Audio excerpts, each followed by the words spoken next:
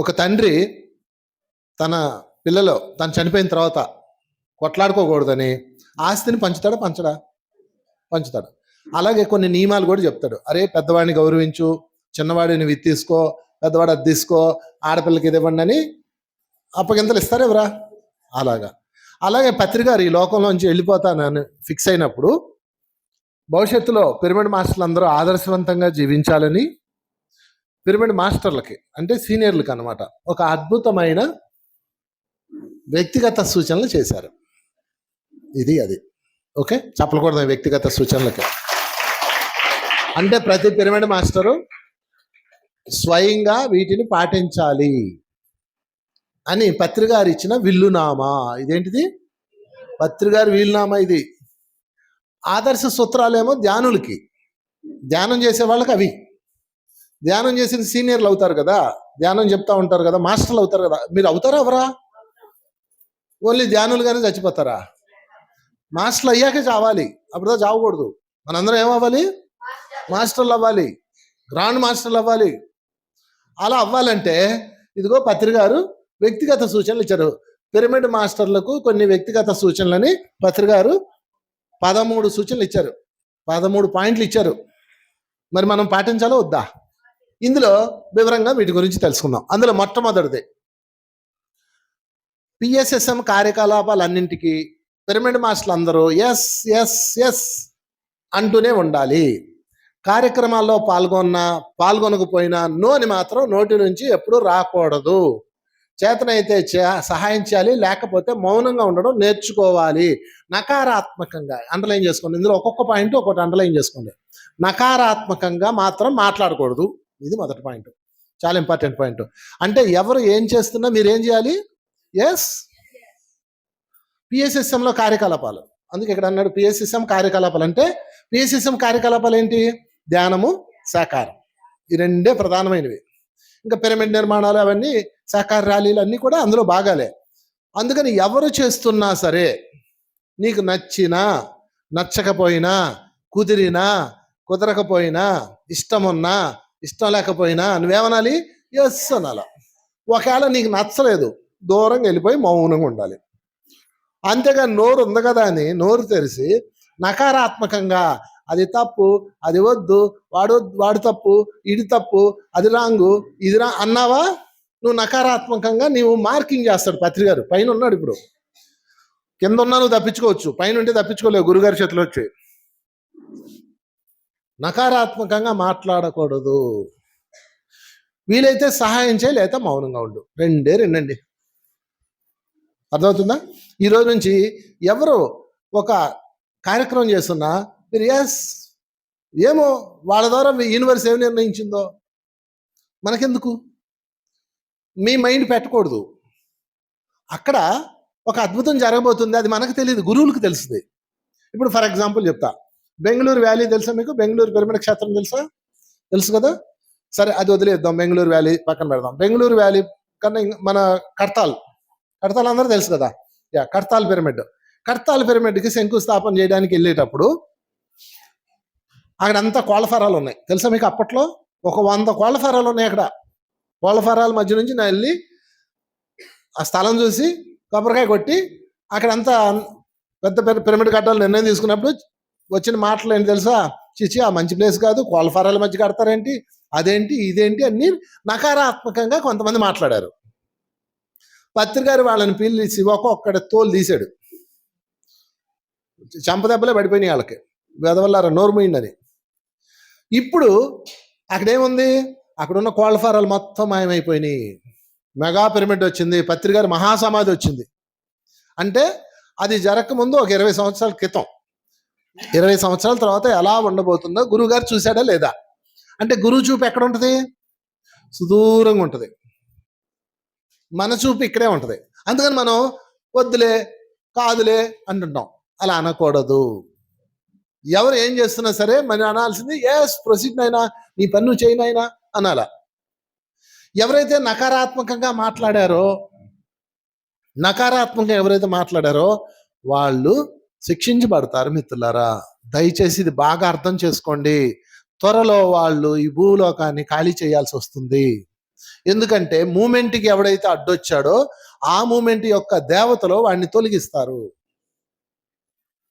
నాకు ఎన్నో కథలు ఉన్నాయి నా దగ్గర. కనుక ఎవరు ఏం చేస్తున్నా మీరు ఏమనాలి? ఎస్. నేను ఇలా చేయబోతున్నాను, పిరమిడ్ కట్టబోతున్నాను, ఎస్. ఒకవేళ నీకు నచ్చలేదు, మౌనంగా ఉండాలి, దూరంగా వెళ్ళిపోవాలి. నో మాత్రం చెప్పకూడదు, కంప్లైంట్స్ ఇవ్వకూడదు, అది తప్పు ఇది తప్పు అని తీర్మానాలు చేయకూడదు. చేస్తే నువ్వు ఖర్చు అయిపోతావు. ఏమైపోతావు? ఖర్చు అయిపోతావు. చూసుకోండి, మీ ఇష్టం. ఆ తర్వాత నేను చెప్పలేదన్న మందన ఆ మీద రాకూడదు. మనము ఎప్పుడు కూడా ఎవరు ఏం చేస్తున్నా ఎస్ చేసుకోపో, నీకు ఇంకా వీళ్ళే సాయం చేయాలి. ఇది మొట్టమొదటి పాయింట్, చెప్పకూడదు. ఈ పాయింట్ చాలా చాలా చాలా ఇంపార్టెంట్ పాయింట్. ఎందుకు ఇది చెయ్యాలి అండి అంటే నీ బుర్రకు అందదు. నీ బుర్రకు అందదు. అది నీ బుర్రకి ఎంత ఉంటుంది? ఎంతే ఉంటుంది. అసలే మన బుర్ర చిన్నది, అందులో సగమే వాడతాం, సగం కూడా వాడడం, పావు వాడతాం. ఆ పావు వాడినప్పుడు మనకు క్లారిటీ రాదు. అది ఎందుకు వస్తుంది? అక్కడ ఒక క్షేత్రం వస్తుందంటే దాని భవిష్యత్తు ఏముంటుందో మనకు తెలీదు. దానికి అనేక కోణాలు, అనేక రూపాలు ఉంటాయి, మనకు తెలియదు కాబట్టి మనం మౌనంగా ఉండాలి. ఇదే కాదు, ఏ దివ్య కార్యక్రమంకైనా మీరు వెనక దానిని మాట్లాడకూడదు.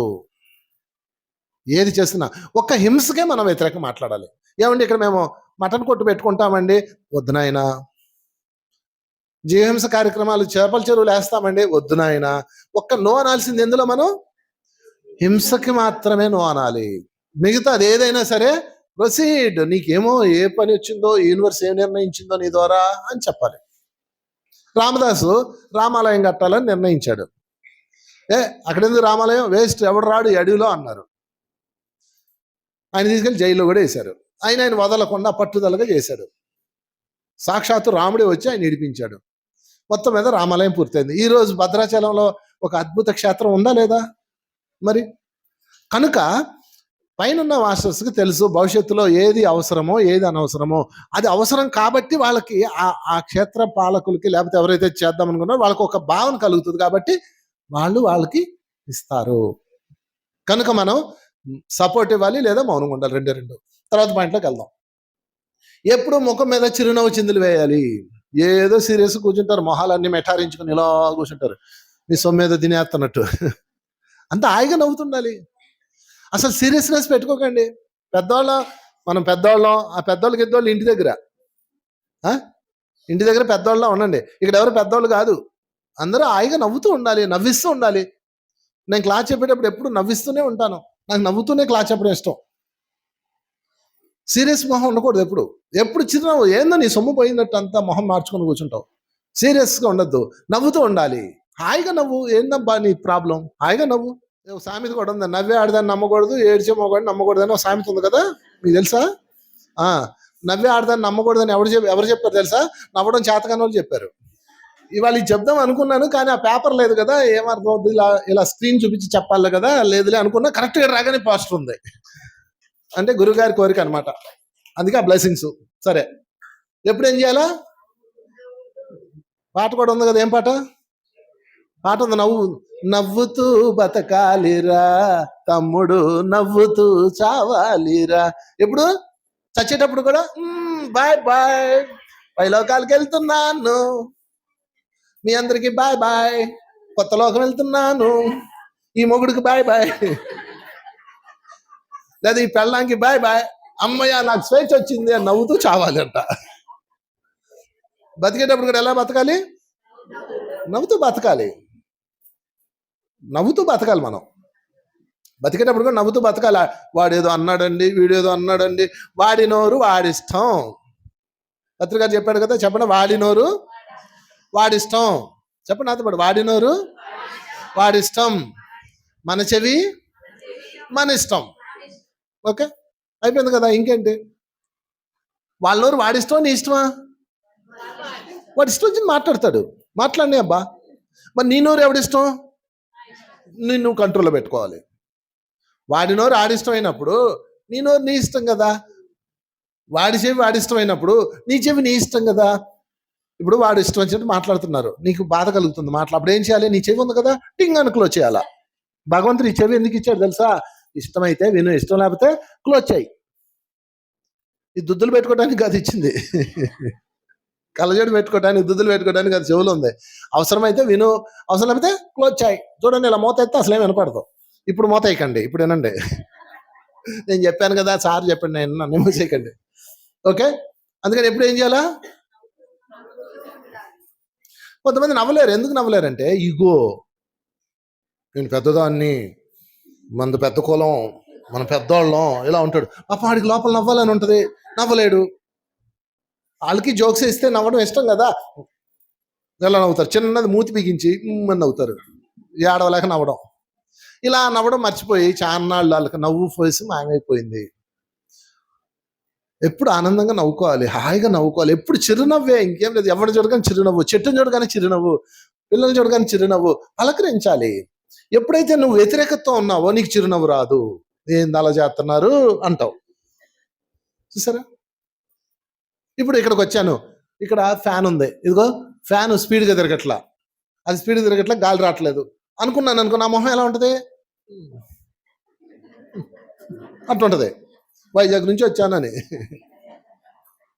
అదే అమ్మయ్య ఇక్కడ ఫ్యాన్ ఉందిరా, సంతోషం, ఏదో ఒకటి తిరుగుతుంది, కొద్దిగా గాలి వస్తుంది, సంతోషం అనుకున్నాను అనుకో, నా మొహంలో ఏమొస్తాయి? అర్థమైందా? ఎప్పుడు సకారాత్మకంగా ఉంటే చిరునవ్వు ఉంటుంది, నకారాత్మకంగా ఉంటే పేడి మొహం ఉంటుంది. మీరు పేడి మొహంగా చూడండి, ఎప్పుడు నకారాత్మక, లోపలంతా నకారాత్మక, కుళ్ళిపోయి కుళ్ళిపోయి కుళ్ళిపోయి చస్తారు. వీళ్ళు చచ్చేటప్పుడు ఏడు చేస్తారు? మంచం మీద పడతారు, చావు రాదు, ఒళ్ళంతా పురుగులు పడతాయి, భయంకరంగా ఉంటుంది. అది కావాలా మీకు? అందుకే ఎప్పుడు నవ్వండి. ఎప్పుడు నవ్వు వస్తుంది అంటే అందరినీ అంగీకరించినప్పుడు నవ్వు వస్తుంది, అందరినీ గౌరవించినప్పుడు నవ్వు వస్తుంది. పిల్లలు ఎలా ఉంటారు? నవ్వుతుంటారులే, ఉన్నవరా? పిల్లలు ఎప్పుడన్నా సీరియస్ మొహం వేసుకొని చూసారు మీరు? వాడు మాట్లాడితే కిక్కి కిక్కి అని నవ్వుతుంటారు. ఈ ముసిల్దేమో నమ్మకు యాదవ నవ్వులు, ఎక్కిల్ నవ్వులు అంటది. ఈ మామగారికి నవ్వడం రాదు, పిల్లలు నవ్వితే ఊరుకోదు, ఆడపిల్ల అలా నవ్వకూడదు అంటది. అందుకని హాయిగా నవ్వాలి, చిరునవ్వు నవ్వాలి, ఎక్కిల్ నవ్వులు నవ్వకూడదు. ఎవడన్నా కింద పడితే నవ్వుతాం మనం. చూడండి, కింద పడితే మనకు నవ్వు రావాలంటే ఎవడోడు కింద పడాలి, అట్లా కాదు. ఎప్పుడు సదా ధ్యాని అంటే గుర్తుపెట్టుకోండి, మాస్టర్ అంటే మాస్టర్ ఎలా ఉండాలి? పెదాలు ఎప్పుడు విచ్చుకొని అందరినీ పలకరిస్తూ ఎంత గొప్ప ఆత్మలు వీళ్ళు అనుకోవాలి.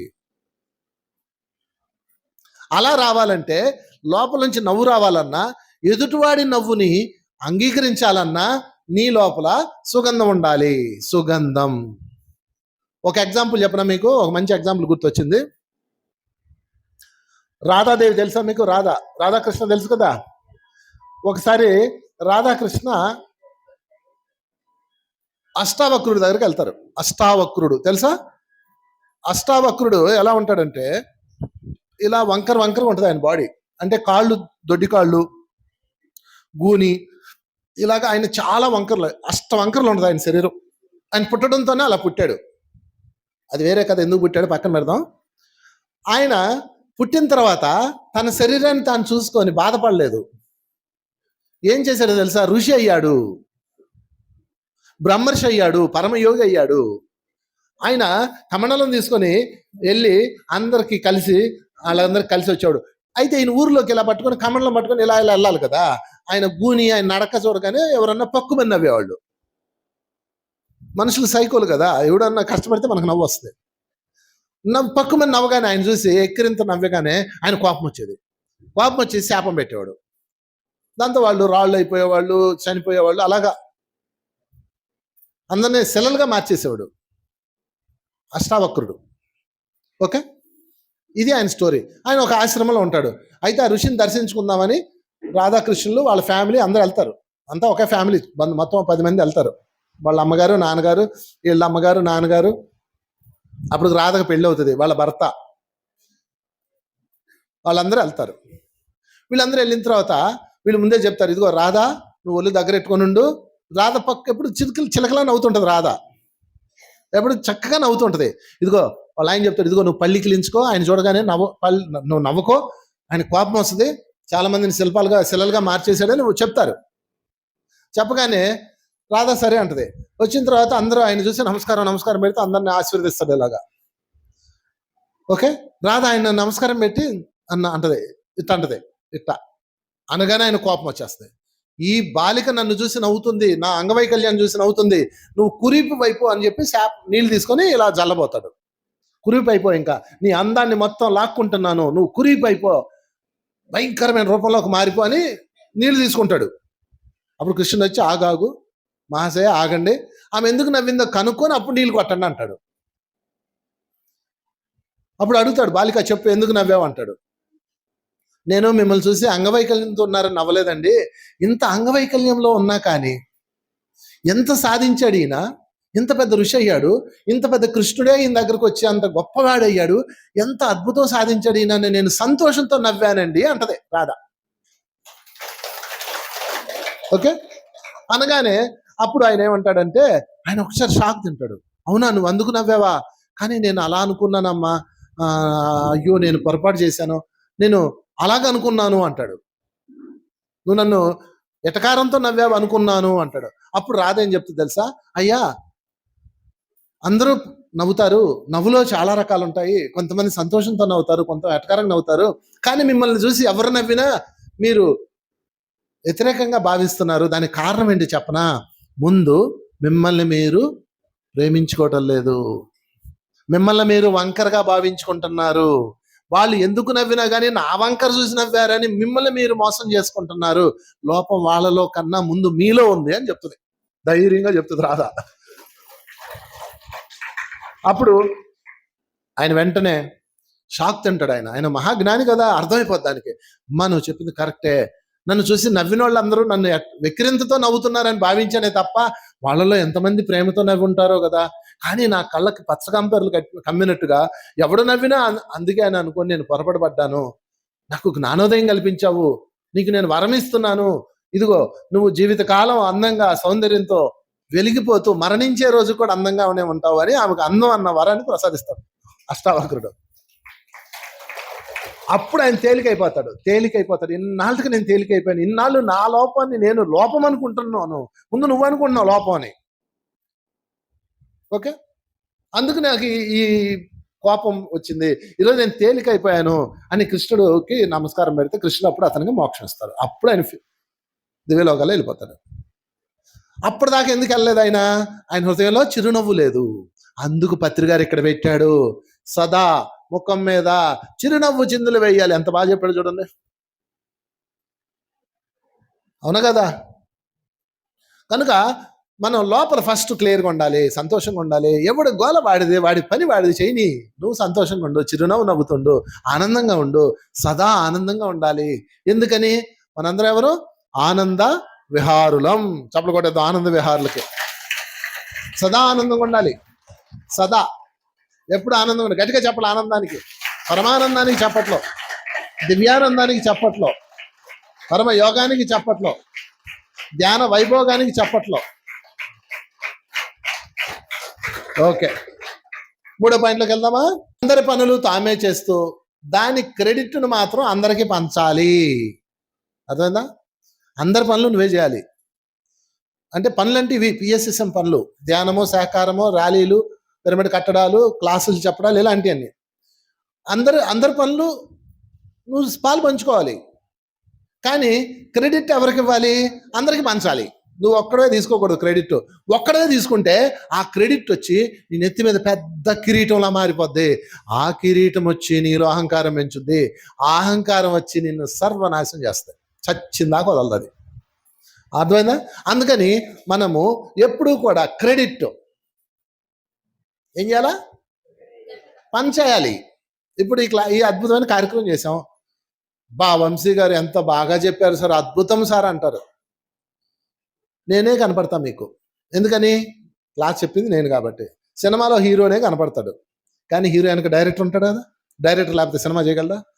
నిర్మాత ఉంటాడు కదా, లైట్ బాయ్ ఉంటాడు కదా, కెమెరామ్యాన్ ఉంటాడు కదా. ఇంతమంది కష్టపడితే కానీ సినిమా రాదు కదా. ఒక్కళ్ళ ఆ క్రెడిట్ చెప్పండి. అలాగే ఇప్పుడు ఈ క్లాసు ఇంతమంది అద్భుతంగా ఉంది అంటారు కదా. ఈ క్రెడిట్ ఎవరిది? ప్రోగ్రాం పెట్టిన వాళ్ళది, భోజనం ఏర్పాటు చేసిన వాళ్ళది. వాళ్ళు తెల్లవారుజామున వచ్చి కూరగాయలు కొయ్యాలి, అసలు ఎప్పటి నుంచో నన్ను సంప్రదించి ప్లాన్ చేయాలి, మళ్ళీ మీ అందరికి భోజనాలకి సరుకులు కొనాలి, డబ్బులు కావాలా? ఊరికే వస్తాయి, గాలి వస్తాయి, ఇలా అనగానే వస్తాయా?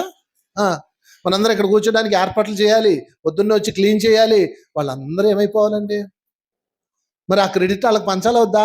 అందుకని నేను ఎవరైనా వచ్చి క్లాస్ అద్భుతం జరిగిందబ్బా ఈరోజు అంటే, నాయన వాళ్ళు ఎంత కష్టపడ్డారో నాయన, మనం ఊరికే వెళ్ళి ఇలా వచ్చామంట నేను. ఎందుకు? నిజంగా నువ్వా? ఒక్కళ్ళు చేయగలరండి? అసలు ఏదైనా ఒక్కళ్ళు చేయగలరా? ఇంట్లో వంట చేస్తావు, ఒక్కళ్ళు చేయగలరా చెప్పండి? కూరగాయలు ఒకళ్ళు కొయ్యాలా, తాలింపు ఒకళ్ళు వేయాలా. పోనీ నువ్వే చేసావు, మొత్తం వంట అంతా నువ్వే చేసావు పొద్దున్న నుంచి, వెరీ గుడ్. నీ కూరగాయలు ఎవరు తెచ్చాడు చెప్పు? మీ ఆయన తెచ్చాడు కదా, ఇది వంట అంతా నేనే చేశాను అని బిల్డప్ ఇస్తావు. కూరగాయలు తెచ్చాడా లేదా? సరుకులు తెచ్చాడా లేదా? పోనీ మీ ఆయన నువ్వు అనుకో, ఆ కూరగాయలు తేడానికి కొట్టోడు ఉన్నాడా లేదా? పోనీ ఆ కొట్టోడానికి రైతు ఉన్నాడా లేదా? ఇంతమంది కష్టపడితే కానీ నోట్లో ముద్ద రాదు. మరి క్రెడిట్ మాత్రం ఒక్కళ్ళే తీసుకుంటారు. అందుకని క్రెడిట్ ఏం చేయాలి? పంచాలి. అందుకని ఎప్పుడైనా సరే మీరు ఏ కార్యక్రమం చేసినా మేమందరం కలిసి చేశామయ్యా అని చెప్పాలి. అంతేగా నేను చేశాను అన్నారా మళ్ళీ మొల్ల కిరీటం తయారవుతుంది. ఇదంతా ఎందుకు రాశారంటే పత్రి గారు, మనకి ఒక ముళ్ళ కిరీటం తయారవ్వకుండా ఉండడం కోసం. ఏంటి ఆ ముళ్ళ కిరీటం? నేను, నాది. ఈ నేను నాది అన్న ముళ్ళ కిరీటం తయారైందా, మీరు ఎక్కడ బయలుదేరారో ఆధ్యాత్మిక ప్రపంచంలో అక్కడికి వచ్చి చేరతారు. అంటే ఇలా బయలుదేరారు కదా, మళ్ళీ అలా వచ్చి ఇక్కడ చేరతారు. పాము పటం స్టోరీ తెలుసు కదా మీకు, పాము పటం ఆడుకున్నారు కదా, పరమపద సోపానం. వెళ్ళి పాము నోట్లో పడతారు, మళ్ళీ ఈయన కిందకు వస్తారు, తోక దగ్గరకు వస్తారు. నిచ్చిన ఎక్కాలా, పాము నోట్లో పడాలా? నిచ్చిన ఎక్కాలంటే ఇదిగో ఇది పాటించాలి, ముఖ్యంగా మాస్టర్స్కి ఇది. ఓకే, తర్వాత పాయింట్లోకి వెళ్దామా? 4, సీనియర్ పిరమిడ్ మాస్టర్లు ఆత్మ పరిమితితో వ్యవహరిస్తూ జూనియర్ పిరమిడ్ మాస్టర్లను సరిసమానంగా గౌరవించడం నేర్చుకోవాలి. చాలా ఇంపార్టెంట్ ఇది. ప్రతి సీనియర్ మాస్టరు జూనియర్ మాస్టర్ని గౌరవించాలి. ఒక సంఘటన చెప్పనా, ఇక్కడే జరిగింది. కర్నూలు వచ్చాం. కర్నూలులో పత్రికారుతో పాటు నేను వచ్చా. నాకు తెలియదు ఈ ప్రాంతం అంతా, మాది ఆంధ్ర కదా, అటు విశాఖపట్నం అటు కర్నూలు అంటే చాలా దూరం కదా, ఎప్పుడు రాలా నేను. సరే వచ్చాను.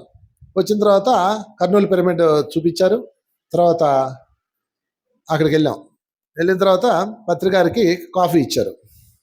కాఫీ కానీ ఆయన ఏం చేశాడు తెలుసా, ఆ కప్పు నాకు ఇచ్చాడు. సార్ మీరు తాగండి సార్, నోరు మూసుకొని తాగన్నాడు. నేను తాగిన తర్వాత ఆయన ఇంకో కప్పు తెప్పించుకొని తాగాడు. ఇలా ప్రతి సీనియర్ మాస్టర్కి అలవాటే. ఆయన పక్కన కూర్చోబెట్టుకుంటాడు, తనతో ప్రయాణం చేసే వాళ్ళని పక్కన కూర్చోబెట్టుకుంటాడు. తనతో వచ్చిన వాళ్ళకి ముందు భోజనం చేశారు లేదా చూస్తాడు. తన ఫస్ట్ ప్లేట్ వాళ్ళకి ఇస్తాడు. ఎందుకు ఎన్ని చేస్తాడు ఆయన? తోటి జూనియర్ మాస్టర్లని ఏం చేయాలా? సరి సమానంగా గౌరవించడం నేర్చుకోవాలి. ఆయన గౌరవించాలి లేదా? మరి మనం ఏం చేయాలా? మనం గౌరవించాలి. ఇప్పుడు మీరు ఎక్కడి నుంచి వచ్చారు, నువ్వు సీనియర్వి, నీతో పాటు 4 తెచ్చావు. భోజనాలు స్టార్ట్ అవగానే ఫస్ట్ ప్లేట్ పట్టుకొని ఫస్ట్ తినేసి ఇంకా మీరు తినలేదా అంటారు. స్టెప్ మందా. ఫస్ట్ నీవు తీసుకొచ్చావు కదా, ఫస్ట్ వాళ్ళు భోంచేశారా, మీరు కొత్తగా వచ్చారు, ముందు మీరు చెయ్యండి అనాల. ఏందో కలబడిపోతారు వెళ్ళి, ఎక్కడ చూసినా ఇదే పంచాయతీ. అట్లా ఉండకూడదు. మనం ఫస్ట్ మన జూనియర్ని మనం గౌరవించాలి. మీరు మాట్లాడండి, ఫస్ట్ మీరు కూర్చోండి, మీరు తినండి. ఎందుకని వాళ్ళు మన అతిథి. జూనియర్ అంటే అతిథి, సీనియర్ నువ్వు ఆల్రెడీ సీనియర్ అయిపోయావు. ఓకే, మీరు కూర్చున్నారు, వాళ్ళు వచ్చారు, మీరు లేచి వాళ్ళు కూర్చో ఫస్ట్. వాళ్ళు ఎంత ఆనందిస్తారండి, ఎంత గౌరవిస్తారు. పత్రికారిని ఎందుకు మనం గౌరవిస్తాం?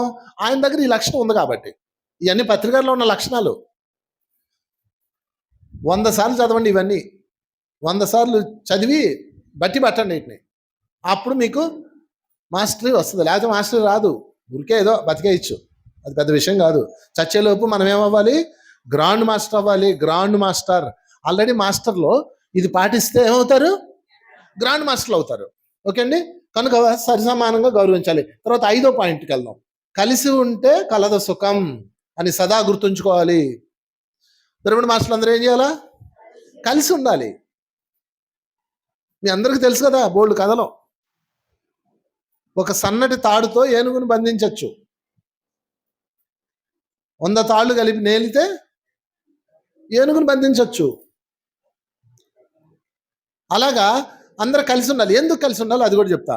ఇప్పుడు భూమి మీద ఒక రోజుకి, జాగ్రత్త వినండి, ఒక రోజుకి 360 కోట్ల ప్రాణులు చనిపోతున్నాయి భూమి మీద. 360 కోట్ల ప్రాణులు ఒక రోజుకి ఆహారం కోసం కానీ, ఆయిల్స్ కోసం, లేకపోతే తోళ్ల కోసం, దేనికైనా కానీ.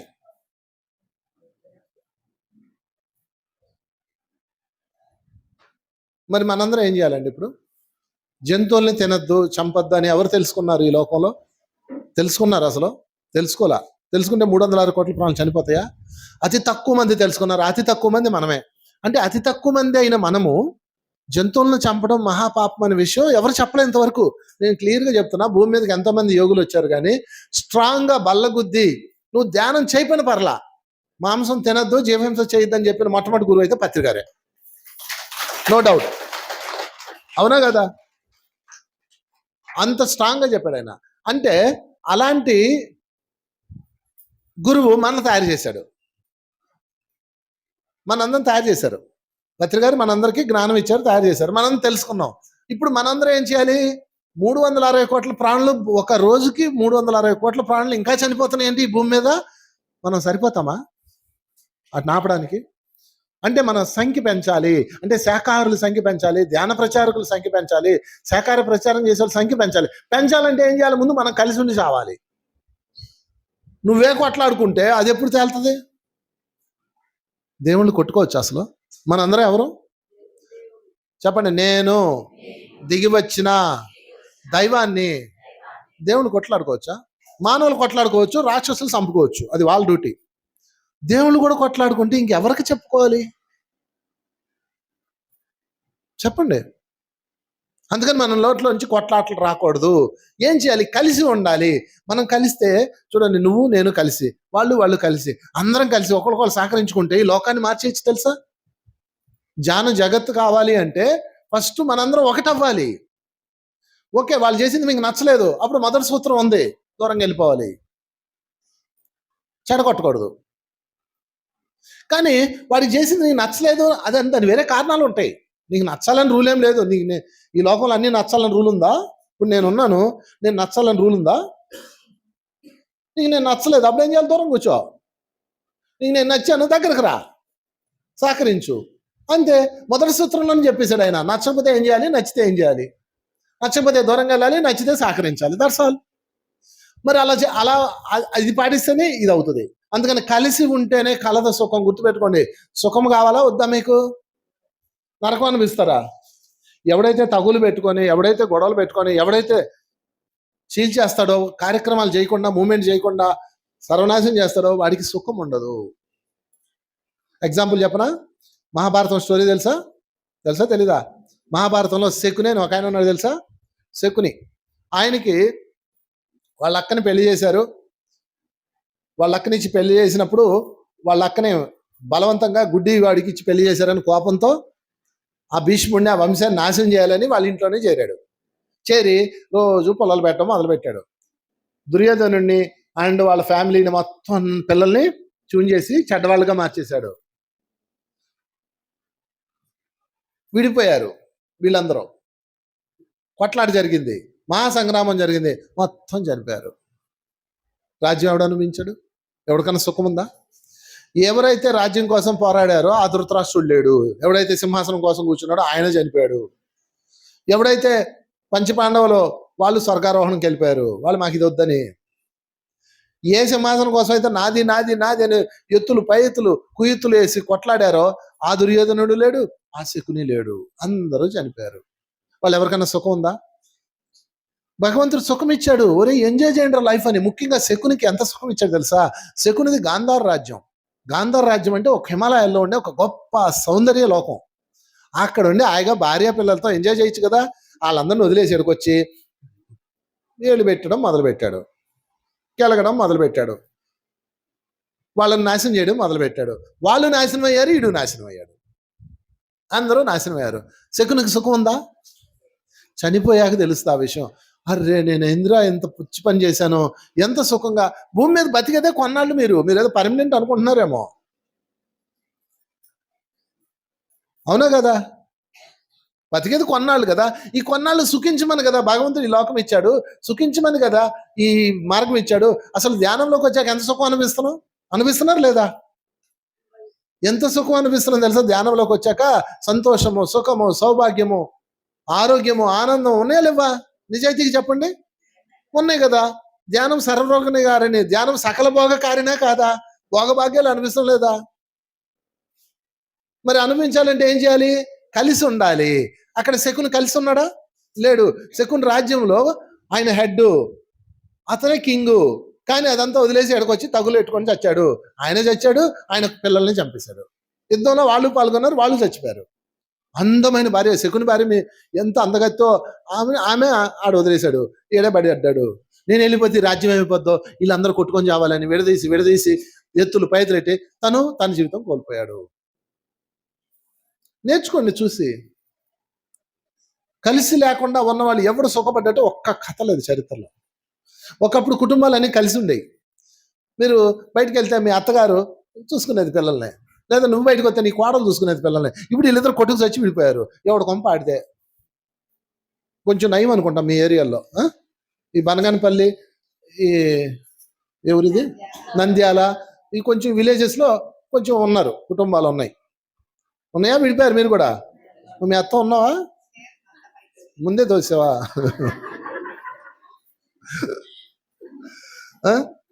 కలిసి లేరు. ఒకప్పుడు భారతదేశం ఎలా ఉండేది చెప్పనా మీకు? ఉమ్మడి ఇళ్ళు ఉండేవి, సంవత్సరానికి సరిపడా వడ్లుండేవి, కూరగాయలు పండించుకునేవాళ్ళు, పాలు ఉండేవి. ఒక్కటి కూడా కొనుక్కోవడం అనే అలవాటే లేదు రైతుకి. మొత్తం 5 అన్నదమ్ములు ఉండేవాళ్ళు, 4 అన్నదమ్ములు ఉండేవాళ్ళు. అందరూ పొలం వెళ్ళేవాళ్ళు, పని చేసేవాళ్ళు, సంవత్సరానికి వచ్చి జమ వేసేవాళ్ళు, మళ్ళీ డబ్బులు మిగిలితే 1 ఎకరం కొనుక్కునేవాళ్ళు. బ్రహ్మాండంగా నడిచేది. అవునా కదా? సంపద వరిదిల్లింది.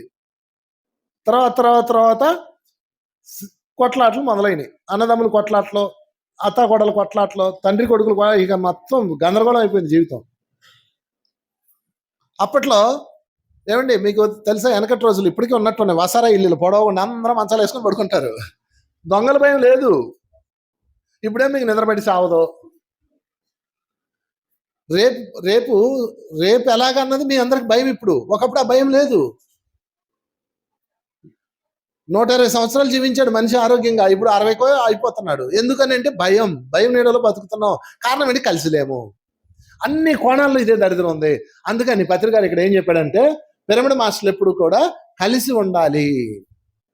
ఒకవేళ వాడు నీకు నచ్చింది ఏదో చేస్తున్నాడు, పోనీ వాడు ఏదో తప్పు చేస్తున్నాడు, పలానా వాడు తప్పు చేస్తున్నాడు అనుకోండి. ఫర్ ఎగ్జాంపుల్, ఇదిగో ఇప్పుడు ఈ అమ్మాయి ఉంది, ధ్యానం చెప్తోంది. ఈ అమ్మాయి ఏదో తప్పు చేస్తుంది అంటే, సరిగా డబ్బులు ఏదో మిస్యూజ్ చేయడమో లేకపోతే ఇంకోటి చేసింది. అప్పుడు ఏం చేయాలి? నేను దగ్గరికి వెళ్ళి, బంగారు ఇలా చేస్తున్నావు జాగ్రత్త అని చెప్పాలి. అంతేగాని ఇది విన్నారా అని పేపర్లు వేస్తారా, సోషల్ మీడియాలో వేస్తారా? అసలు బుద్ధి ఉందా? సోషల్ మీడియాలో ఎందుకు వేయాలి? డైరెక్ట్గా వాళ్ళ ఇంటికి వెళ్ళి చెప్పండి. ఇప్పుడు నేను తప్పు చేశాను, డైరెక్ట్గా నా ఇంటికి రా, లేదా నాకు ఫోన్ చేయి, నాయన ఇదిగో నువ్వు ఇలా చేస్తున్నావు, పొరపాటు అయిపోతుంది చూసుకో, ఇలా చేస్తే నువ్వు నష్టపోతావు అని చెప్తే సరిపోద్ది కదా. వీడియోలో ఎలా చెప్తారండి? అందరికి వెళ్ళిపోతుంది అది. మీ ఇంట్లో ఏదైనా జరిగింది అనుకో, ఫర్ ఎగ్జాంపుల్ మీ అమ్మాయి ఏదైనా తప్పు చేసింది, ఎవరన్నా ప్రేమించింది, వెంటనే మీరు వెళ్ళి వీడియో చేస్తారా?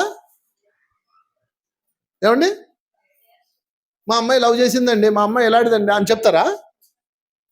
మరి అలాగే మనం కూడా ఏదన్నా పొరపాట్లు జరగచ్చు, అప్పుడు వెంటనే వెళ్ళి వాళ్ళని కలిసి సరిదిద్దుకోవాలి. అది కలిసి ఉండడం అంటే. అంతేగాని వాళ్ళని విమర్శిస్తూ వీడియోలు చేశారంటే వాళ్ళు అంత దరిద్రులు, నీచులు, నికృష్టులు భూమి మీద లేరు.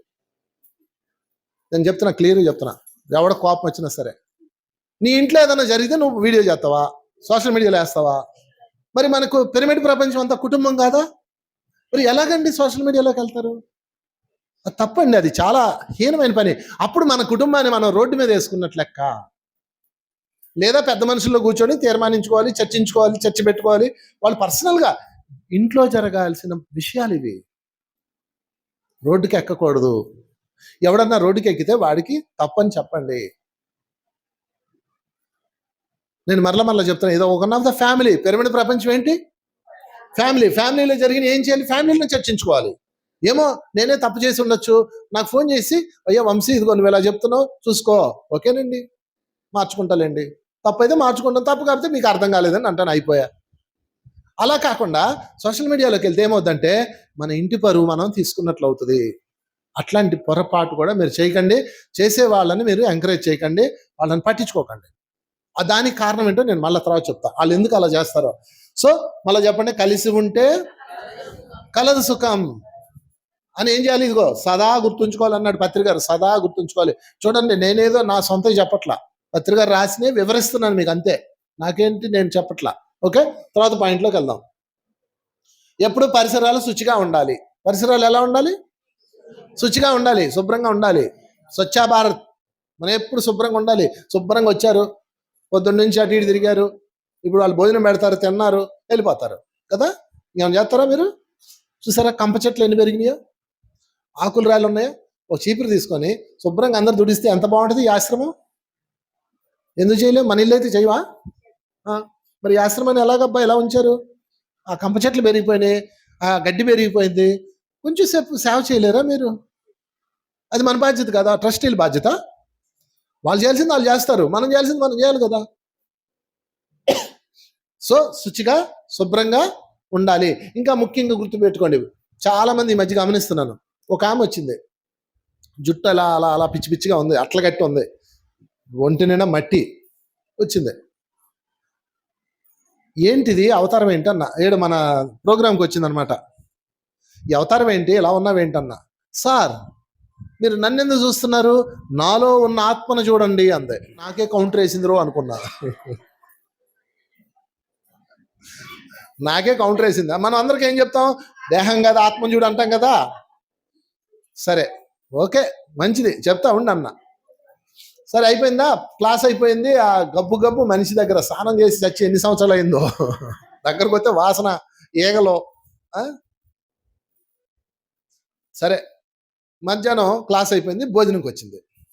భోజనంకి వచ్చి ఇంత అన్నం వేసి ఇంత గొయ్యి పెట్టి నిండో సాంబార్ వేసి ముద్ద కలిపి ఎగరేస్తా ఉంది. మళ్ళీ సాంబార్కి వడ్డించుకోవడానికి వచ్చింది, రెండో రౌండ్ వేస్తుంది.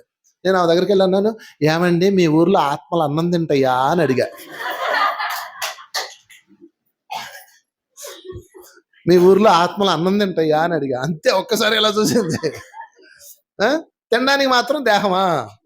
నీవు శరీరం ఉంది, శరీరాన్ని శుభ్రతగా ఉంచుకోవాలి. పరిసరాలు ఉన్నాయి, పరిసరాలను శుభ్రతగా ఉంచాలి.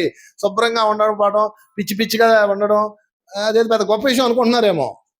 ఋషులు మహర్షులు జుట్టులు అట్టలు కట్టి ఉంటాయి, జుట్టు ఉంటుంది కదా అట్టలు కట్టి ఉంటుంది. ఎందుకు కట్టి ఉంటుంది? వాళ్ళు ధ్యానంలోకి వెళ్ళి నెలల తరబడి కూర్చుని పోతారు కాబట్టి వాళ్ళు జుట్టు పెరిగి పెరిగి పెరిగి అట్టలు దుమ్ముకి దుశానికి అట్టలు కట్టిపోతుంది. ఓకే, వాళ్ళు రోజు లేచి షాంపూతో స్నానం చేసి చేయరు. ఒక్కసారి ధ్యానంలో కూర్చున్నారంటే 6 నెలలు 7 నెలలు అలా కూర్చుని పోతారు కాబట్టి వాళ్ళ చేతి గోర్లు పెరిగిపోతాయి, జుట్టు పెరిగిపోతుంది, గడ్డాలు పెరిగిపోతాయి. లేకపోతే ఉమెన్స్ ఉన్నారనుకోండి, వాళ్ళకు కూడా జుట్టు ఇలా పెరిగిపోయి అట్లా కట్టుతుంది.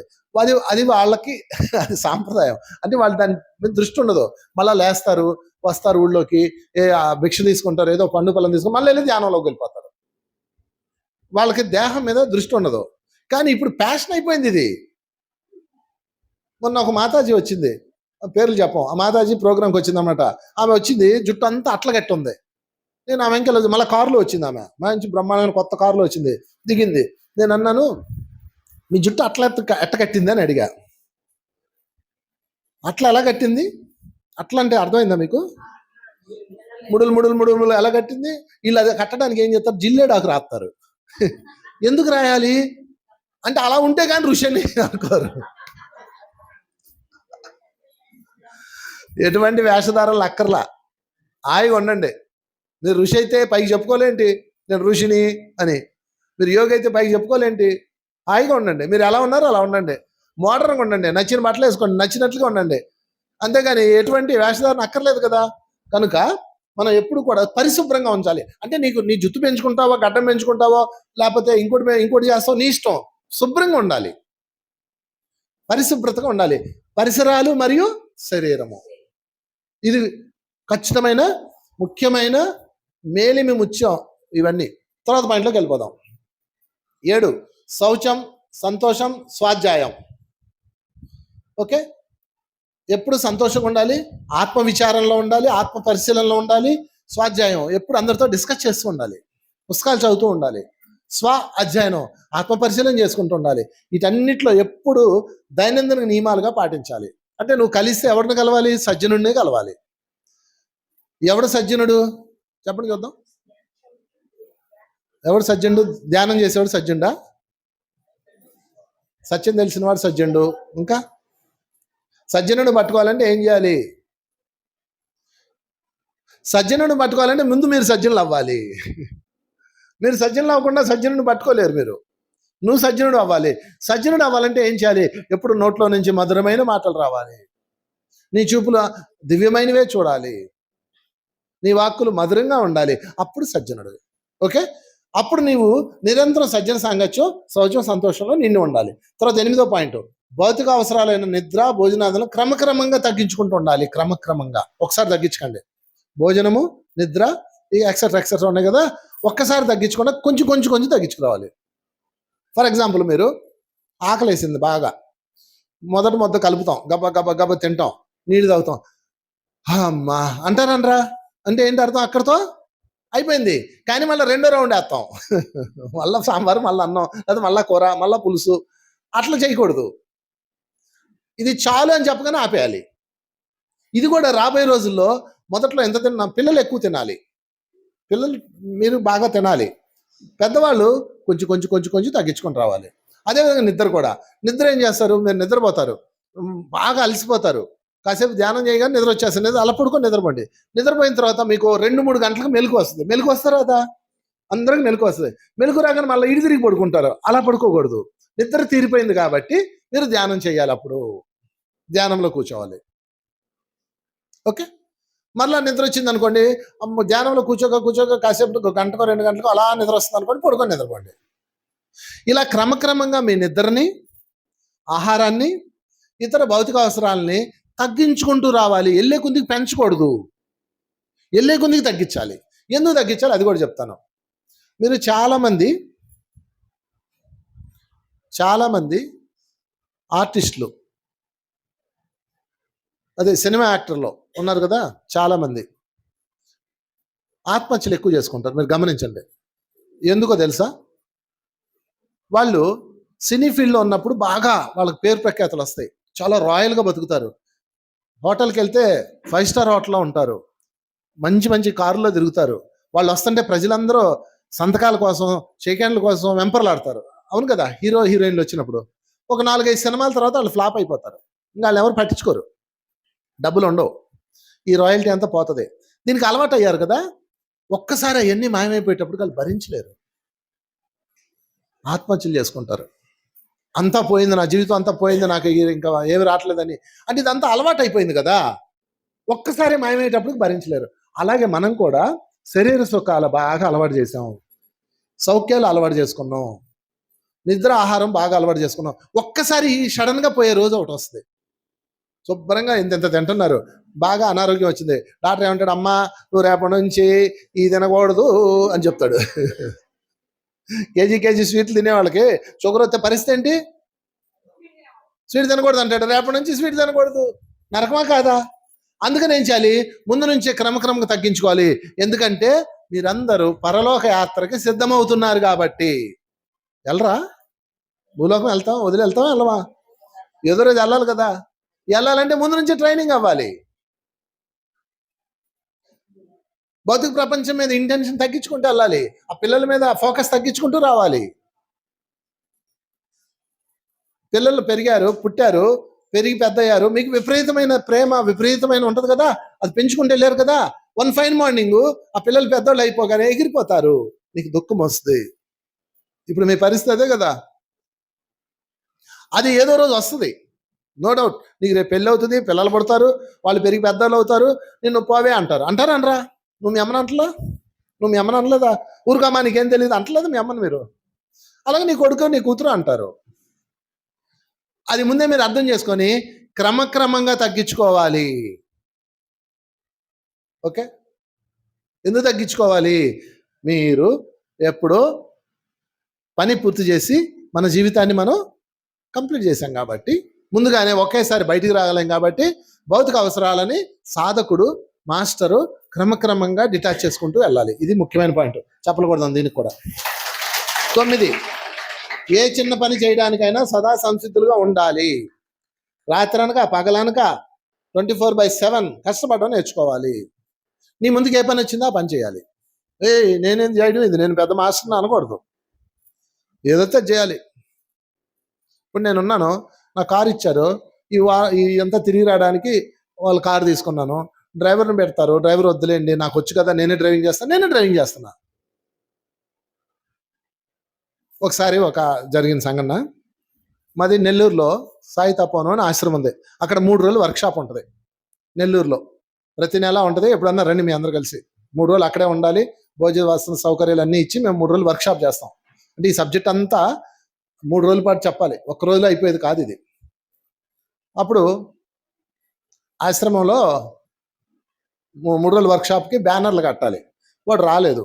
నేనేం చేశాను, ఈ బట్టలు తీసేసి మామూలుగా ప్యాంట్ ఉంటుంది కదా, నైట్ ప్యాంటు, అది టీషర్ట్ వేసుకొని పైకి ఎక్కి బ్యానర్ కడుతున్నా. ఎంట్రన్స్ పైకి ఎక్కి బోర్డు ఉంటుంది కదా, బోర్డుకి బ్యానర్ ఇలా కడుతున్నాం. వర్క్షాప్కి స్వాగతం అని బోర్డు ఉంటుంది కదా, బ్యానర్ కడుతుంటే ఒకడు వచ్చి పైకి చూశాడు. వర్క్షాప్ ఎప్పుడు ఇదేనా, గురువుగారు ఎప్పుడు వస్తాడండి అని అడిగాడు. కింద మా వెధవ ఉన్నాడు కదా, వాడు పైకి చూసి అదిగో గురువుగారు ఆయన్ని అడగండి అన్నాడు. వాడు నాయనకి చూసి, నేను ఆడంకి చూసా, నేను తాళ్ళు కడుతున్నా, ఆయన గురువా అన్నాడు. ఆ ఫోటోలో ఉంది నేనే, పక్కన ఉంది నేనే. ఆయన గురువా అన్నాడు. ఆయనే గురువు, ఆయన అడగండి చెప్తాడు అని అంటాడు. వాడు నోరు తెచ్చుకొని వస్తున్నాడు నన్ను. సరే వస్తానండి అని వెళ్ళిపోయాడు. ఇంకంతే మళ్ళీ రాలేదాడు. అంటే మనం ఇష్టపడమా? గురువు అంటే ఇలా ఉండాలా? చెప్పండి. ఇలా ఉంటే యాక్సెప్ట్ చేయరా? పాపం గురువుల పరిస్థితి ఏంటి తెలుసా? గురువుల పరిస్థితి దారుణంగా ఉంటుంది. గురువులకి దురద పెడతాండి, గోక్కోవడానికి దురద పెడతా ఇట్లా గోక్కోవాలి వాళ్ళకి పాపం. కానీ వాళ్ళు ఎప్పుడు ఇలా ఉండాలి. పత్రికారు అసలు గురు పరంపరని మొత్తం మార్చేసి హాయిగా ఉండొచ్చు అని నిరూపించాడు పత్రికారు. చెప్పలు కొడదాం. ఏ వేషం అక్కర్లా, భాష అక్కర్లా. నేను మొన్న హిమాలయాలు వెళ్ళాను. వెళ్ళగానే అక్కడ వెల్కమ్ హిమాలయాల్లో గురువులు అంటే చాలా గౌరవిస్తారు. నేను ఈ బట్టలో ఉన్నాను, అక్కడ క్లాస్ చెప్తున్నాను. అయ్యో అసలు వచ్చా లైన్లో నిలబడి దండం పెట్టి ఇలా అంటున్నారు అక్కడ స్థానికులు. సరే అయిపోయింది. సాయంత్రం కిందకి నదిలో దిగి ఇస్తున్నాం చెడ్డీ వేసుకొని. వాడు వచ్చాడు, గురుగారు ఎక్కడండి అని. అక్కడ ఉంటాడు, వెళ్ళు అత్తడు పో అని పంపించాను. అంటే గురువు ఇలా అని మైండ్లో రికార్డ్ చేసేసుకున్నాం. ఇది ఇప్పుడు కాదు, దక్షిణామూర్తి కాలం నుంచి ఉంది. దక్షిణామూర్తి స్టోరీలో ఉంటుంది అనమాట. అందుకని మీరు ఎప్పుడు కూడాను చిన్న చిన్న పనులు చేసి చెయ్యండి. అబ్బా ఏంది, నేను గురువుని, నేను మాస్టర్ని, నేను సీనియర్ని, ఏదో బిల్డప్లు ఎందుకు ఇవ్వకండి, వేస్ట్ అయ్యింది. సచ్చేటప్పుడు ఒక్కడు పనికిరావు. హాయిగా ఉండండి, చేయాల్సి వస్తే చెయ్యండి. నేను ఏదైనా చేస్తా.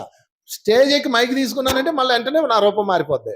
అప్పుడు అందులోకి వెళ్ళిపోతా, ఆ పాత్రలోకి వెళ్ళిపోతా. కింద దిగాక పనివాళ్ళలా ఉండాలి, పైకి ఎక్కాక వానర్లా ఉండాలి.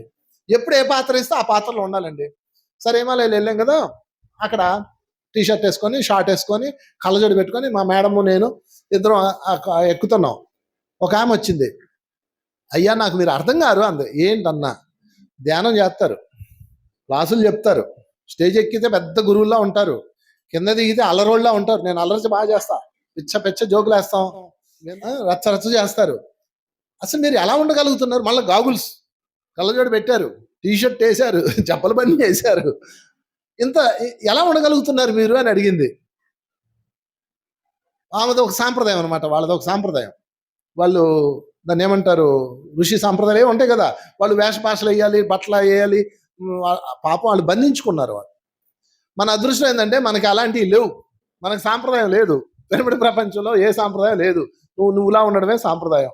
అందుకని అమ్మా నువ్వులా ఉండు, ఎవరు ఏమంటారు, నిన్ను నువ్వు మోసుకోకు, నువ్వు కూడా హాయిగా ఉండొచ్చు, ఎవరు అడిగారు నిన్ను అని చెప్పా. సో ఏదేమైనా ఏ చిన్న పని చేయడానికి వెళ్ళినా చేయండి, మీకు అవకాశం వస్తే చేయండి. ఓకే అండి, చెప్పలు కొడేద్దాం ఈ పాయింట్ కూడా.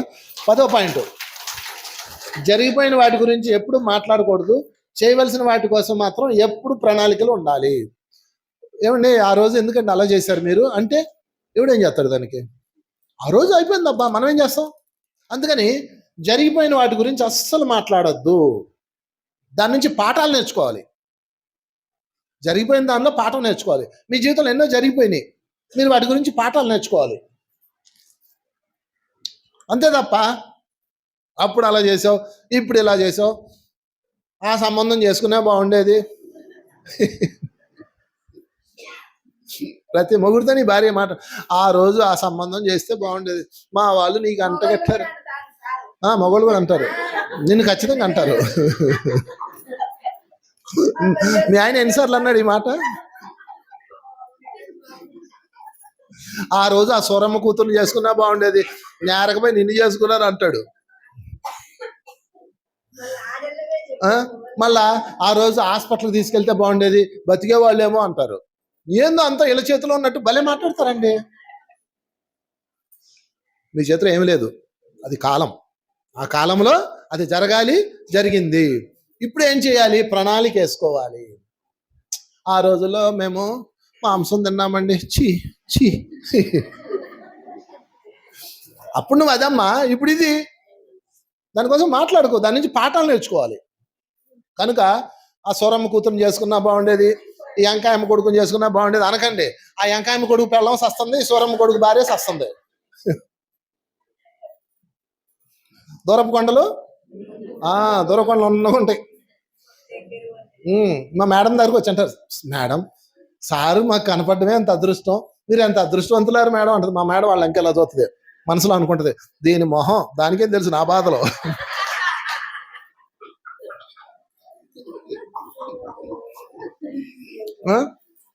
నీకు మహేష్ బాబు అంటే ఇష్టమా? మహేష్ బాబు ఫ్యాన్ కదా నువ్వు?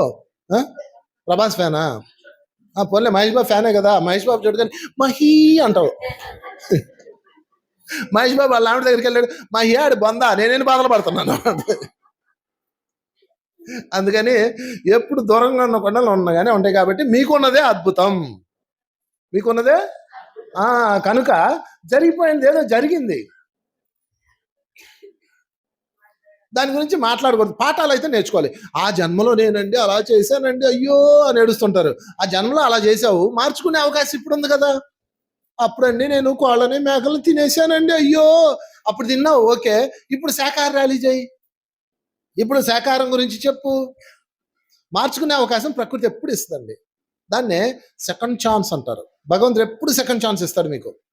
ఆ రోజు నేను ఆ సబ్జెక్ట్ అనవసరంగా ఫెయిల్ అయ్యాను, అసలు అనవసరంగా ఆ సబ్జెక్ట్ తీసుకున్నాను, ఆ రోజు నీకు అది అవసరం తీసుకున్నా, అయిపోయింది. ఇప్పుడు ఏం చేయాలి? ఇప్పుడు కొత్త ప్రణాళిక వేసుకో. అందుకని ఎప్పుడు సదా ఏం చేయాలి? కొత్త ప్రణాళికలతో సిద్ధంగా ఉండాలి. కొత్త ప్రణాళికలు చప్పలు కొట్టండి, కొత్త ప్రణాళికలు. అది ఉగాది అంటే. ఉగాది అంటే ఏంటి? కొత్త ప్రణాళికలు. సదా కొత్త ప్రణాళికలు.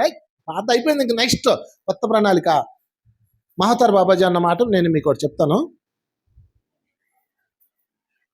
దిగజారిన ప్రతిసారి ఉన్నత శ్రేణి పర్వతాలు ఎగబాగుతున్నట్టు భావించాలి అంటాడండి. అద్భుతమైన పదం తెలిసింది, అర్థమైందా?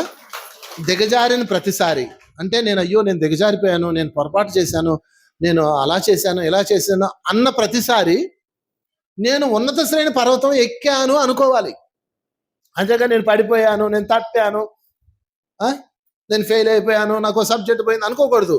ఓహో, నా విజయానికి ఇది ఒక మెట్టు అనుకోవాలి. అర్థమైందా? ప్రతి ఒక్క విజయానికి ఒక ఫెయిల్యూర్ అన్నది ఒక సక్సెస్ స్టోన్ లాంటిది, ఒక స్టెప్ లాంటిది. ఓకే, చప్పలు కొట్టుకుందాం మన అపజయాలన్నిటికీ.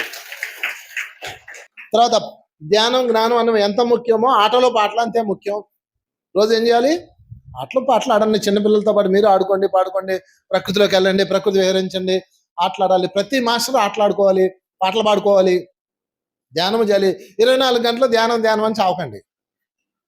ఎప్పుడు ధ్యానం అనకూడదు, అలాగని ఎప్పుడు ఆటలు అనకూడదు. ధ్యానము చెప్పండి, జ్ఞానము, ఆటలు, పాటలు, 4 ఉండాలండి. ఇదిగో నేను చెప్పడం పత్రికలు చెప్తాను, ధ్యానము, జ్ఞానము, ఆటలు, పాటలు.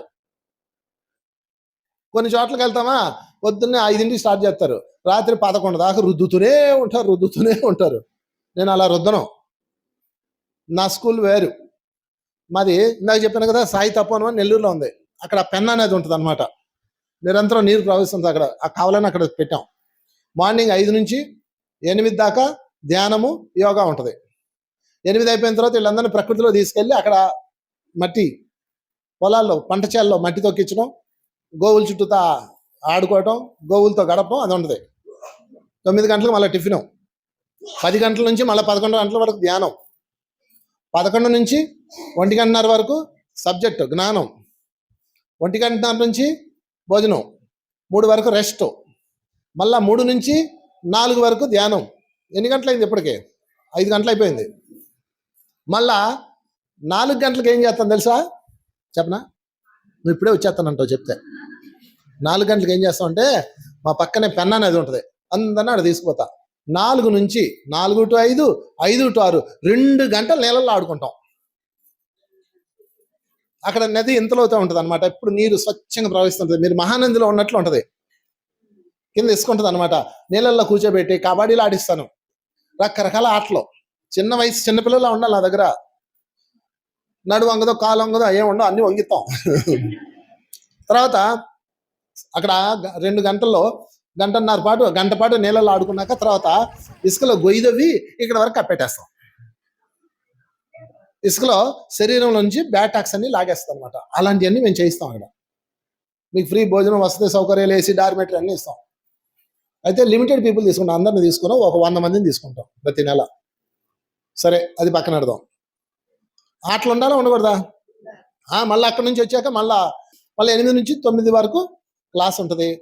9 నుంచి టిఫిన్ సెక్షన్ ఉంటుంది. 10 నుంచి ఏముంటుంది? నిద్ర కాదు. 10 నుంచి 12 వరకు ఉండేవాళ్ళు ఉండొచ్చు, వెళ్ళిపోవాలి వెళ్ళిపోవచ్చు. అంతాక్షరి, క్యాంప్ ఫైరు, పాటలు, జోక్స్, కథ కమానేషం ఉంటుంది. ఇదండి మా ప్రోగ్రాం. ఇలా ఉంటుంది నా వర్క్షాప్. బాగుందా మా వర్క్షాపు? రండి అయితే. Okay, thank you. లాస్ట్ పాయింట్కి వెళ్ళిపోదామా? ఏమండి, ఈ పాయింట్ నన్ను ఒక దివ్యమైన మాస్టర్ గారు నిలబెట్టిందండి. మనకి హాని చేసే వాళ్ళ గురించి ఎప్పుడు మంచిగానే ఆలోచించాలి. ఎలాగంటే ఒక ఎగ్జాంపుల్ చెప్తా. నాకు ఒక ఫ్రెండ్ ఉన్నాడు. ఓకే, నేను నెల్లూరులో ఈ ఆశ్రమం పెట్టాను కదా. వాడు ఏం చేశాడంటే, పెట్టకముందు వాడు నేను మాట్లాడుకున్నాం, ఇక్కడ ఒక ఆశ్రమం పెడదాం నది ఒడ్డున, అందరికి ఇక్కడ వచ్చి ఆటలో పాటలో రిక్రియేషన్ అవ్వాలి, ధ్యానం చేయాలి అంటే వాడు ఏం చేశాడంటే, అయితే పెడదాము, ఒక 5 ఎకరాల ల్యాండ్ తీసుకుందాము, అందులో వెంచర్ వేద్దాము, ఫ్లాట్లు వేద్దాము, పిరమిడ్ కడదాము, ఆ డబ్బులతో అది ఇది చెప్పాడు. నేను అన్నాను, ఒరే బాబా అలా వద్దు, వ్యాపారం చేయకూడదు, ఆధ్యాత్మికతలో వ్యాపారం చేయకూడదు, గుర్తుపెట్టుకోండి. చేశారా సర్వనాశనం అయిపోద్ది. అది డబ్బులు అడుక్కో, భిక్షాటం చేయి, లేకపోతే నలుగురిని సహాయం అడుగు, డబ్బులు వస్తాయి కట్టు. డబ్బులు దానంగా ఇచ్చిన దానిలో శక్తి ఉంటుంది, వ్యాపారంగా ఇచ్చిన దానిలో శక్తి ఉండదు. వ్యాపారంగా వచ్చిన దానిలో ఆలోచన ఉంటుంది, అవునా కదా? కనుక అలా వద్దని చెప్పాను. సరే, మొత్తం మీద నేను వాడు వదిలేశాను. నాకెవరో కొంత డబ్బు ఇచ్చారు. నాకు డబ్బు వద్దు, స్థలం కొనియండి అన్నాను. ఒక 1/2 ఎకరం కొనిచ్చారు. నేను ఆశ్రమం కట్టిస్తాను. అది జరిగింది. కానీ వాడికి మండుతుందా మండదా? వాడు కోపం వస్తా రాదా? మన మీద మన మిత్రుడికే కోపం వచ్చిందంటే వాడికి ఎక్కడో మన చర్య వాడికి ఇబ్బంది పెడుతుంది, మన వల్ల వాడు నష్టపోతున్నాడు. అప్పుడు నేను ఏం చేశాను, ఎందుకు నా ఇంత మంచి మిత్రుడు ఎంత వాడు చెడు చేశాడంటే, వెళ్ళి నా ఆశ్రమం మీద రాళ్ళు వేయడము, పత్రికారికి బ్యాడ్గా చెప్పాలని ట్రై చేయడము, పత్రికారు అసలు ఇక్కడ రాడు, ఇది వంశీది అని చెప్పడం, రకరకాలు ఏవి చేశాడు. అతను ఎవరో వదిలేని, పేరు చెప్పను. కానీ నేనేం చేశానంటే, నేను తలుచుకుంటే ఎంతసేపు వాడిని వేసుకోవటం, ఎవరినైనా వేసి పారేయచ్చు మన తెలివితేటలకి. ప్రతి ఒక్కడి మనిషికి కొన్ని లైన్స్ ఉంటాయి, ప్రతి ఒక్కడికి కొన్ని లూప్స్ ఉంటాయి. 5 నిమిషాలు వాడి మీద ఫోకస్ చేస్తే అవన్నీ బయటకు వస్తాయి. ప్రతి మనిషి తప్పులు చేస్తాడు, ప్రతి మనిషికి ఏదో ఒక మైనస్లు ఉంటాయి. అవి బయటికి లాగితే ఎంతసేపు? 5 నిమిషాలు వాడిని రోడ్డుని లాగడానికి. ఆ రోజు నాకు చాలా కోపం వచ్చింది వాడి మీద. ఆ రోజు మహాతర్ బాబాజీ నా కల్లోకి వచ్చాడు. కల్లోకి వచ్చి ఏం చెప్పాడు తెలుసా? నువ్వు ఆధ్యాత్మిక రాజకీయాలు చేయకు అని నేను చూసుకుంటా అన్నాడు. అంతే, వాడి గురించి నువ్వు ఆలోచించు అన్నాడు. అప్పుడు నాకు పాజిటివ్ కోణంలోకి వచ్చా. ఇదే సూత్రం అనమాట. అప్పుడు ఈ సూత్రం గురువుగారు చెప్పిన సూత్రం చదివా. మనకి హాని చేసేవాడి గురించి ఎప్పుడు మంచిగానే ఆలోచించడం నేర్చుకోవాలి. అప్పుడు నేను ఆలోచించడం మొదలుపెట్టా. నాకు అంత మంచి మిత్రుడు ఎందుకు విలన్ అయ్యాడు, ఎందుకు నాకు వ్యతిరేకంగా మారాడు అంటే, తాను చేద్దాం అనుకున్న సక్సెస్ నేను చేశాను. అసూయ వస్తుందా రాదా? వస్తుంది. తాను పొందుదాం అనుకున్న లాభం నేను పొందాను. వాడు బాధపడతాడు. అదిరా సంగతే. వాడు అసూయ పడేంతగా మనం ఎదిగాము. పాపం వాడు అమాయకుడు అని వాడి దగ్గరికి వెళ్ళి, వాడిని కూడా వెలుసుకొచ్చి వాడికి సన్మానం చేసి వాడిని కూడా అందులో భాగస్వామ్యం చేశా. అంతే, వాడు దుఃఖం అంతా మర్చిపోయాడు, వాడు కోపం అంతా మర్చిపోయాడు, బ్రహ్మాండంగా నాకు సపోర్ట్ చేశాడు. ఇవన్నీ చేయాలంటే ముందు నువ్వు వాడి గురించి చెడుగా ఆలోచించడం మానే. వాడిని నా వేలను, వాడు నన్ను పాడు చేస్తున్నాడు అనుకోకు. వాడేదో కష్టంలో ఉన్నాడబ్బా. వాడు ఎందుకు అలా ఉన్నాడు? నీ బంధువు, నీ అత్తగారు, నీ కోడలు, నీ భర్త, నీ భార్య ఎందుకు నీ పట్ల వ్యతిరేకంగా ఉన్నారు? వాళ్ళకి ఏదో కష్టం వస్తుంది నీ వల్ల, ఏదో జలసి ఉంది నీ వల్ల, ఏదో బాధ వస్తుంది నీ వల్ల. అదేంటో కనిపెట్టు. అలా కనిపెట్టాలంటే నువ్వు ముందు వాడి పట్ల మంచిగా ఆలోచించడం మొదలు పెట్టాలి. అంతే, మొత్తం మారిపోద్ది. ఇంక వాడు ఏం చేయలేడు నిన్ను. అందుకని మీకు గొడవలు పోయి అద్భుతంగా ఎదగాలి అంటే, మీకు అడ్డొచ్చేవాడు మీకు సహకరించాలి అంటే, ఈ రోజు నుంచి ఎవడైతే మిమ్మల్ని హాని చేస్తున్నారో వాడి గురించి పాజిటివ్గా ఆలోచించండి. పాపం వాడికి అర్థం కాలేదు నా గురించి, పాపం వాడికి తెలియలేదు, పాపం వాడు అమాయకుడు అని పాజిటివ్గా ఆలోచించండి. మొత్తం మారిపోద్ది. ఇది ఈయన చెప్పిన చాలా ఇంపార్టెంట్ పాయింట్. తర్వాత పాయింట్ 13వ పాయింట్లోకి వెళ్దాం. తమల్లో తాము విశేష అభినందనలతో, విశేష సెల్ఫ్ అప్రిషియేషన్తో ఉండాలి. అంటే మనం ఎప్పుడు కూడా అందరినీ అభినందిస్తూ ఉండాలి. మనల్ని మనం అభినందించుకుంటూ ఉండాలి. మనల్ని మనం తక్కువ చేసుకోకూడదు. ఇతరులు తక్కువ చేయకూడదు. మనల్ని మనం అభినందించుకోవాలి, ఇతరులను అభినందించాలి. ఇది 13th పాయింట్. సో పత్రికారు రాసిన వీలునామా అంటే ఆస్తులు. మన ఆస్తి ఏంటి? గురువుగారు మనకిచ్చిన ఆస్తి ఏంటి? జ్ఞానము. మీరు జ్ఞానవంతులు అవ్వాలంటే, గ్రాండ్ మాస్టర్లు అవ్వాలంటే పత్రికారు రాసిన అద్భుతమైన సూత్రాలు, పిరమిడ్ మాస్టర్ వ్యక్తిగత సూచనలు, తండ్రిగా మనకు ఆయన ఇచ్చిన గొప్ప సూచనలు మీరు పాటిస్తూ వీటిలో నిలబడితే అందరూ గ్రాండ్ మాస్టర్లు అవుతారు. గట్టిగా చప్పలు కొట్టేసుకుందాం. ఇంకా గట్టిగా చప్పలు కొడదాం సూచనలకి. ఇంకా గట్టిగా అభినందనలు చెప్దాం. సదానంద యోగికి చప్పట్లో, పరమ గురువులందరికీ చప్పట్లో, పరమ యోగులందరికీ చప్పట్లో, ఈ వ్యక్తిగత సూచనలకి చప్పట్లో. పితామహ పత్రి గారికి మనం ఒక దివ్య సంకల్పం చెప్పుకుంటున్నాం. పితామహ, మీ దృష్టిలో మేము మేలిమి ముత్యాలము. మీరు మమ్మల్ని ఎంతో గొప్పగా చూశారు. ఎవరు ధ్యానం చేస్తారో వారిని పత్రికారు మేలిమి ముత్యాలు అంటారు. ఎవరు శాకాహారులో వారిని పత్రికారు మేలిమి ముత్యాలు అంటారు. అలాంటి మేలిమి ముత్యాన్ని మీరు కోరుకున్నట్లే నేను జీవిస్తాను. సదానంద యోగి ఆశ్రమంలో, సదానంద యోగి సన్నిధిలో మనం సంకల్పం చెప్పుకుంటున్నాం, ప్రమాణం చేసుకుంటున్నాం. మీరు కోరుకున్నట్లుగానే నేను మేలిమి ముత్యంగా జీవిస్తాను. మీరు అందించిన వ్యక్తిగత సూచనలు ఖచ్చితంగా పాటిస్తాను. ఒక్కసారి శపథం చేయండి. పితామహ పత్రిజీ, మీరు అందించిన వ్యక్తిగత సూచనలు నేను ఖచ్చితంగా పాటిస్తాను. మరొక్కసారి, ఆఖరిసారి పత్రికారికి మనం మాటిద్దాం. పితామహ పత్రిజీ, మీరు అందించిన పిరమిడ్ మాస్టర్ల వ్యక్తిగత సూచనలు నేను ఖచ్చితంగా పాటిస్తాను. 13 సూచనలు ఖచ్చితంగా పాటిస్తాను. మీకు ప్రామిస్ చేస్తున్నాను, మాట ఇస్తున్నాను. థ్యాంక్ యూ చెప్పండి మరొక్కసారి. పత్రికారికి ఆత్మ నమస్కారాలు చెప్పుకుంటూ సంకల్పం పూర్తి చేద్దాం. ఓకే, సంకల్పం పూర్తయింది. ఇప్పుడు ధ్యానంలోకి వెళ్ళిపోదాం. ఇంకా ఎటువంటి మాటలు ఉండకూడదు, ఎటువంటి రూపం ఉండకూడదు. ఇప్పుడు మనం ధ్యానంలోకి వెళ్ళిపోదాం. ఇప్పుడు శ్వాసను గమనిస్తూ కూర్చోండి. సంకల్పం పూర్తి చేసాం, పత్రికారికి మనం మాటిచ్చాం. ఇప్పుడు మనం ధ్యానంలోకి వెళ్ళిపోదాం. శ్వాసను గమనిస్తూ కూర్చుందాం. ఉచ్ఛ్వాస, నిశ్వాస. సంకల్పం అయిపోయింది. ఇంకా ఎవరు ఆలోచనలు చేయకూడదు, మాటలు మాట్లాడకూడదు. శ్వాసనే గమనించాలి. ఉచ్ఛ్వాస, నిశ్వాస.